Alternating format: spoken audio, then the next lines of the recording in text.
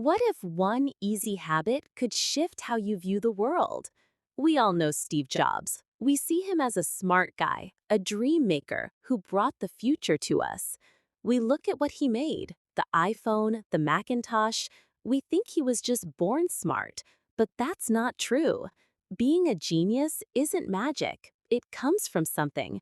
It comes from a certain way of thinking, and you can learn this way of thinking. You can do it over and over. While most watch his famed talks and bold moves in business, they miss the real trick. It was a small, quiet thing he did every day. It was a habit so easy that many would skip it. But this habit fired up his mind for over 30 years. It was his tool to link ideas no one else thought to connect. This habit let him shape the future. This is the tale of that easy, secret habit. More so, it's a guide on how you can use this method to open your own mind. The habit did not start in a big office. It began when he was young, full of wonder. He went to Reed College but felt out of place.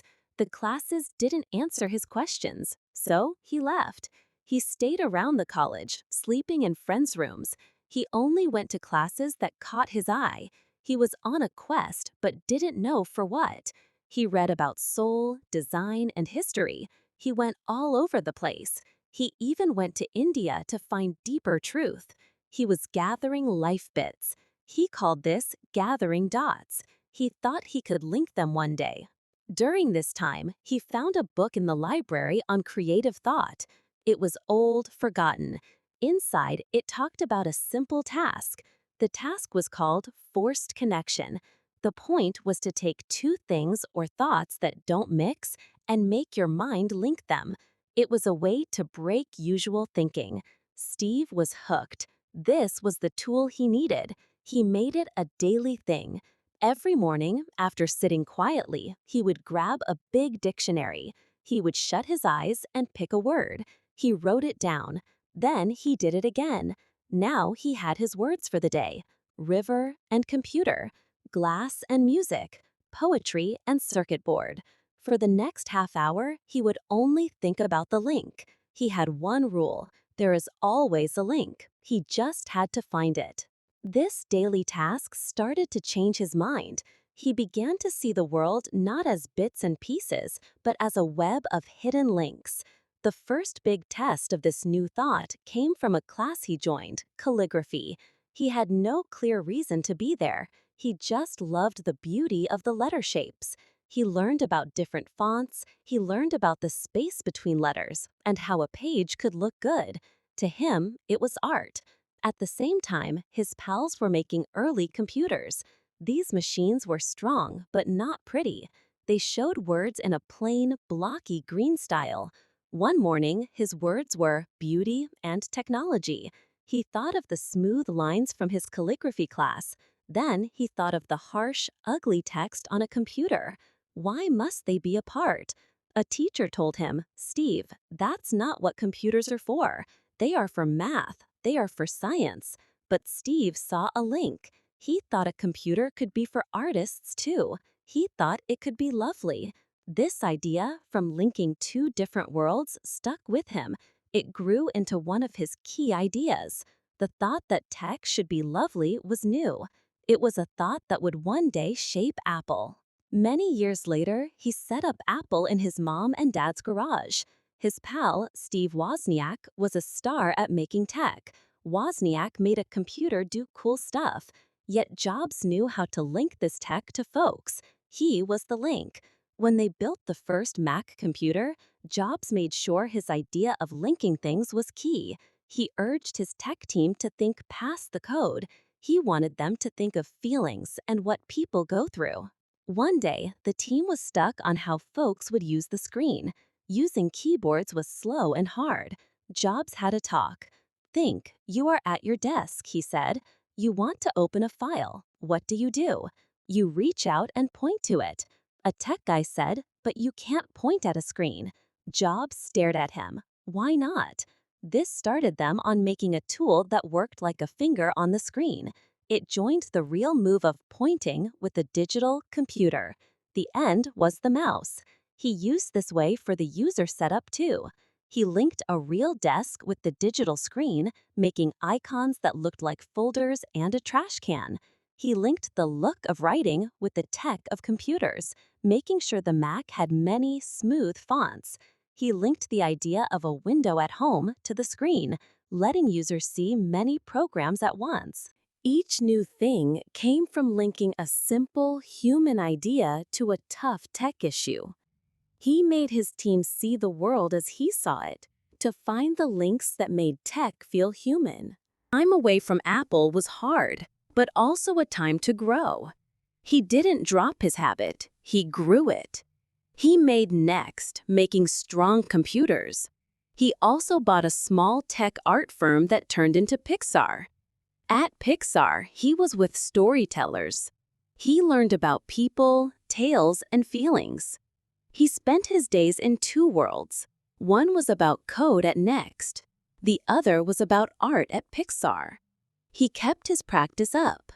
One day, the words might be software and feeling.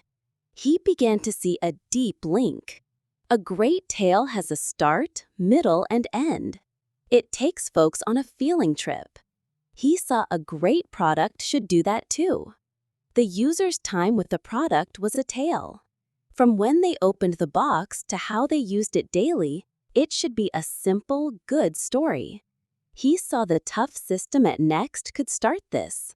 At the same time, he helped Pixar make Toy Story. He joined top computer art tech with old Hollywood telling tales. The film changed art forever. He showed that art and tech not only fit, they made magic when mixed. When he came back to a struggling Apple, he was a new leader. His aim was clearer. His trust in the power of linking was total. He made Apple's confusing product list simple right away. He linked the firm back to its main idea, making simple, strong tools for creative folks. Then he aimed at making new items. He used his trained habit to see chances no one else saw. He looked at the music world. People had digital tunes, but the tools were bulky and tough to use. He saw a link between simple and 1,000 songs. The result was the iPod. Its simple wheel setup was a great way to look through a big list of songs. Then he looked at the phone world. Phones could call, but they weren't smart. They couldn't easily get on the internet. He saw a link between three things: a phone, an iPod, and the internet. He chose to mix them all into one fine tool with a new touchscreen. The iPhone was made. He did it again with the iPad, linking the power of a laptop with the easy and close feel of a book. Each of these items was not just one invention. They were a mix of links. They were from a mind trained day by day for years to see the hidden ties that join our world. This was his real smart move. It wasn't magic. It was a habit. This way of thinking is not just for big thinkers. It is open to all. It's a method to make your mind more open. Start now. Look around. Pick two things that don't share much, like your shoe and the sun, a pen and a cloud, a key and a song. Then link them. What does a shoe do? It keeps you safe when you walk. What does the sun do? It gives power as you go. So the link is walk. Maybe you dream up a sun run shoe. Even if it sounds odd, that's okay. You don't need to make something new each time.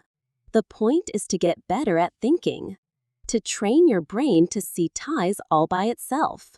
Try it each day. Take 10 minutes each morning with 2 odd words. Write what links you see. Don't rate your ideas.